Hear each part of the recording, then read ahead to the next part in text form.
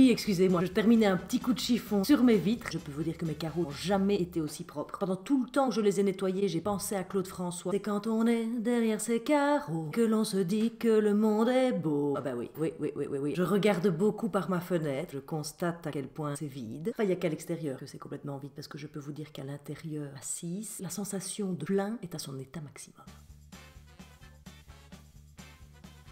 Mathilde a décidé que la table basse du salon était un endroit propice pour le jeu. Ah ben je pense qu'elle a décidé de transformer mon salon en magasin de jouets. Il y en a partout. Ça fait des années que je ne m'étais plus pété le pied sur un Playmobil ou sur un Lego. Ben voilà, on y est de nouveau. Donc je gueule. Je ne fais que ça. Je ne fais que ça. Alors que je m'étais engagée à ne pas crier. Oui. Mais j'ai beau me dire que je ne vais pas crier. Je me contiens. Mais alors au moment où le bouchon pète, chez moi, le bouchon pète au moins une fois par jour. Je peux vous dire que ça n'est pas le bouchon d'une bouteille de champagne. C'est pas la fête. Pour le reste, que vous dire si ce n'est que je continue à faire mes courses 1 ou 2 fois par semaine. La deuxième souvent parce qu'elle n'est pas vraiment nécessaire, mais parce que j'ai besoin de m'échapper. Si on m'avait dit que l'Intermarché et ses 3 mousquetaires seraient un jour un paradis, je ne l'aurais franchement pas cru. J'achète très bien des choses que je ne suis pas censée acheter. J'ai failli acheter un set de fondue bourguignonne. Je n'ai plus fait de fondue bourguignonne depuis plus ou moins 15 ans. Et tout à coup, je ne sais pas pourquoi, il y avait une espèce d'appel de la fondue bourguignonne. Bah, ils ont des bouilloires électriques aussi, ça c'est pas mal. Mais c'est la mort dans les magasins. Moi, je ne sais pas comment les employés font pour tenir dans une ambiance pareille. Tout le monde pousse son caddie quasi avec ses coudes ou avec ses gants. Vous vous rappelez la 4e dimension? Tout à coup, regarde autour de soi. Et il n'y a plus rien. Camille m'avait demandé de lui acheter 3 paquets de farine en me disant qu'elle m'expliquerait pourquoi. J'étais avec mon caddie. Plus de farine? Mais que font les gens avec la farine? Mais est-ce qu'ils font beaucoup de gâteaux? Ou est-ce qu'ils mangent que de la béchamel? Je ne sais pas. Peut-être qu'ils font beaucoup de pain eux-mêmes. Ou ils font leurs pâtes eux-mêmes. Et en même temps non, puisque les rayons pâtes sont aussi... Je ne comprends pas.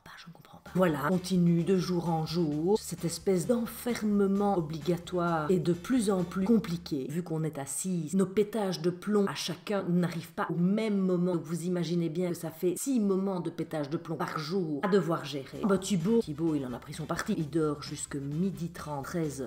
Grand bien lui fasse. À un moment donné, je me suis même dit qu'il reste sur ses écrans jusqu'à 4h du matin. Ce week-end, j'ai été voir. Non, il dormait. Il dort 14 heures par nuit. Les profs ont un petit peu diminué le travail, sauf sa prof d'anglais qui lui a envoyé une espèce de dissertation en anglais que Bertrand a trouvé formidable, mais que moi j'ai trouvé de mauvais goût. Thibaut me dit, fais chier, t'as vu ce que je dois faire? Bertrand lit la consigne. Sa dissertation, c'est to mask or not to mask. Alors Bertrand qui fait, ouais, mais c'est génial. Est-ce que c'est important de porter un masque, de ne pas porter un masque? Oui, enfin, excuse-moi Bertrand, enfin, to mask or not to mask, Shakespeare doit se retourner dans sa tombe. Alors Martin, nous avons quelques soucis avec la PlayStation, puisque quand Bertrand télétravaille et utilise beaucoup le Wi-Fi, la PlayStation bug. C'est un problème crucial dans la vie de Martin. Déjà que nous avons eu un petit souci ce week-end, c'est-à-dire qu'à un moment donné, j'ai Mathilde qui débarque près de moi et qui me fait, ça veut dire quoi t'as d'enculer ta mère? Je dis pardon? Ça veut dire quoi t'as d'enculer ta mère? Où as-tu entendu ce genre de choses? C'est Martin qui crie dans sa chambre. Je monte et j'entends, bougez-vous, il y a quelqu'un! Quoi? Je dis, qu'est-ce que tu dis? Parez-vous, ça va sauter! Je m'approche de sa chambre, donc il joue avec un casque, son espèce de micro en ligne, et il est en mission de guerre spéciale. Je rentre dans sa chambre. Martin, mais enfin, je dis, est-ce que t'es obligé de gueuler comme ça? Ouais, putain, d'enculé de ta race!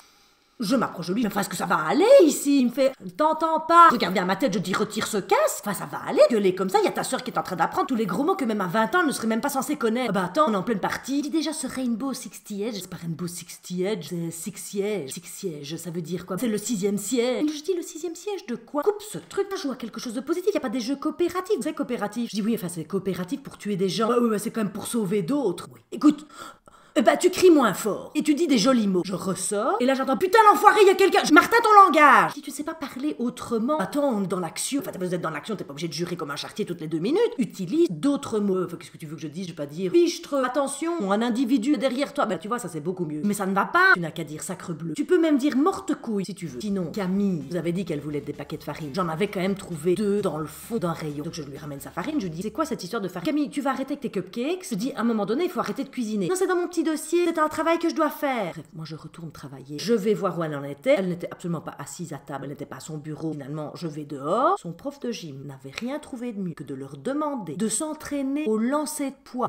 Oui, c'est bien pour les bras. En prenant des sacs de congélation, en mettant de la farine dedans. Donc en fait, elle m'a vidé les 2 paquets de farine que j'avais ramenés, plus les 2 en réserve que j'avais chez moi. Et elle s'est amusée à faire des lancers de poids du fond du jardin vers la maison. Alors évidemment, quand vous loupez votre lancer et que le petit sac d'1 litre va percuter percuté rosier ou atterri sur l'espèce de papillon décoratif que nous avons à l'extérieur. Non seulement le sac ne tient pas, mais j'ai de la farine partout. Je ne vous dis pas, après le coca de la semaine dernière, quoi ressemble ma terrasse. Je lui ai dit d'ailleurs, tu vas prendre le balai, prendre l'aspirateur, tu me ramasses toute cette crasse. Regarde, ça s'envole avec le vent. Je dis, je viens de faire mes vitres. Je veux pas avoir toute la farine sur mes vitres. Maintenant, je vais pas tout recommencer. Je gueule. Je n'arrive pas à garder mon calme. Je pense que j'ai beaucoup de chance parce que j'ai quand même une copine dont la fille est en première secondaire et le prof de musique n'a rien trouvé de mieux que de leur demander de répéter l'hymne à la joie à la flûte. Je pense que d'ici la fin de la semaine, ma copine prend de la flûte, elle va la casser en deux et elle va en faire du petit bois pour l'hiver prochain. Et alors, il y a des profs formidables et puis il y en a d'autres. Ah, je ne sais pas, mais le confinement ne leur fait pas du bien. Il y en a certains qui n'allaient déjà pas bien sans être confinés, mais alors maintenant qu'ils sont confinés,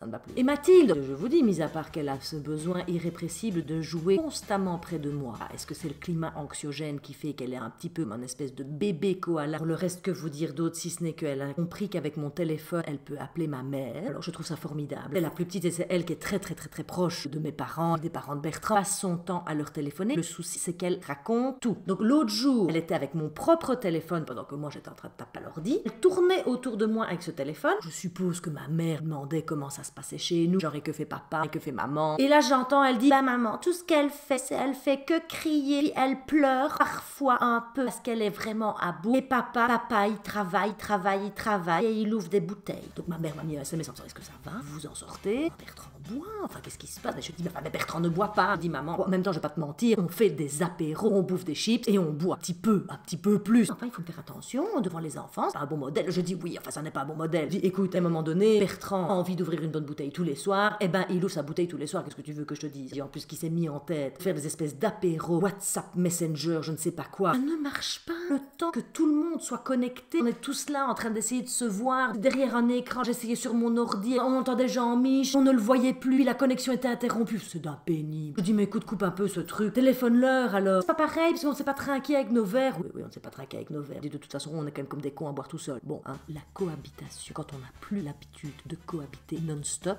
pour le couple, c'est dur. Alors, il a pris totalement possession de la zapette. En fait, je ne le vois qu'à son bureau de dos ou dans le canapé comme ça. Bertrand, je dis, tu vas pas encore regarder la télé? Attends, je regarde les news. Ah oui, parce qu'en plus, il regarde des chaînes d'infos en continu. À chaque fois qu'on fait un bruit, il fait chut. Écoute, Bertrand, à un moment donné, il faut qu'on vive. Je lui ai dit, mais va dehors, va t'aérer. Ouais, de toute façon, j'ai déjà fait le jardin 3 fois. Bah oui, ça c'est sûr que notre petit jardin est en train de devenir un des plus beaux parcs de Belgique. Bah oui, tout est magnifiquement taillé. Et je dis à Bertrand, il reste les buis. Va tailler les buis. Ouais, mais enfin, ça va, c'est quand même pas si urgent. Je dis, ça n'est pas une question d'urgence, c'est que tu peux les tailler. Tu leur fais une belle coupe. Tu refais quelque chose avec tes mains, investis-toi et fais-le à fond. Oui, parce que Bertrand, quand il commence quelque chose, souvent il ne le finit pas. C'est très agaçant. Je viens de jeter un œil par la fenêtre. Il a taillé les buis, oui, mais il a voulu faire de l'art. Et j'entendais bien que ça faisait zzzz. Je me dis, bon, il taille. Enfin, ça fait déjà un bon moment qu'il taille. J'ouvre la fenêtre, je regarde. Bertrand, qu'est-ce que tu fais? Ouais, bah, tu m'as dit de tailler. Oui, mais enfin, tu tailles, Bertrand. Je dis, qu'est-ce que c'est? J'ai justement visionné une vidéo qui explique comment faire une taille de buis, un peu comme dans les parcs. J'essaye de faire une espèce de pyramide. Oui, enfin, ça ne ressemble pas du tout à une pyramide, Bertrand. Qu'est-ce que t'as fait? Je dis, ça ressemble un peu à... Enfin, je veux dire, oui, ça ressemble un petit peu à... Oui, non, je dirais quand même un peu une pyramide. Je dis, écoute, ta pyramide est très phallique, hein, Bertrand. Mis à part avoir un cure-dent sur 2 grosses boules, je vois pas très bien à quoi ça ressemble. Oh oui, mais laisse-moi faire. Je dis, c'est trop tard, là, t'as taillé. Ouais, enfin, putain, quoi que je fasse, c'est toujours mal fait, faut toujours que tu critiques. Fallait pas me demander de tailler. Oui, fallait pas lui demander de tailler, Moi, je n'y peux rien. Il se prend pour Rodin avec son taille-et, excusez-moi, mais enfin, ça n'est pas Rodin. Ah non, je peux vous dire que là, ça n'est pas de l'art. C'est pire que si on avait donné le taille-et à Mathilde. Enfin bon, ça repoussera, je sais. Et bien sûr qu'on passe du temps ensemble, c'est du temps de qualité, oui, enfin, c'est du temps de qualité. Oui, mais enfin, vous avez une telle quantité de soi-disant moments de qualité, c'est la quantité qui prime. Et je vais vous le dire, quand il y a trop de quantité, à un moment donné, il y a une indigestion. Voilà. Comment dites-vous que ce qui est important, c'est que je me donne la possibilité de pouvoir souffler? Oui, j'ai du mal, hein. Écoutez, Mathilde lui ai dit, maintenant tu me donnes 10 minutes. Sauf qu'elle me regarde, elle fait 1, 2, 3, 4, 5, 6. Je dis, ça n'est pas des minutes, ça, ce sont des secondes, et ce sont des secondes très rapides. Donc j'essaye de lui apprendre à compter. Franchement, ça n'est pas évident. Le problème, c'est qu'une fois qu'elle est au-delà de 10, elle ne sait plus compter, donc elle vient quand même me réinterrompre. Donc oui, il faut que je trouve des moments pour souffler. Et qu'il faut que j'accepte que ce confinement génère des espèces de vagues émotionnelles. Oui, Oui, c'est assez... Il y a des moments où on vit bien les choses positives et puis il y a des moments où on se noie. Oui. Ah bah écoutez, pour le moment, je ne suis pas encore au stade où je peux dire que je me noie, mais enfin, je bois fameusement la tasse. Il suffit d'accepter chaque vague l'une après l'autre. Oui. Mais enfin, quand vous pensez, en tant que mère de famille, que vous naviguez sur la mer du Nord et qu'en fait, vous réalisez que vous êtes en plein océan Pacifique, je peux vous dire que les vagues, à un moment donné, même si vous savez qu'elles vont arriver, vous avez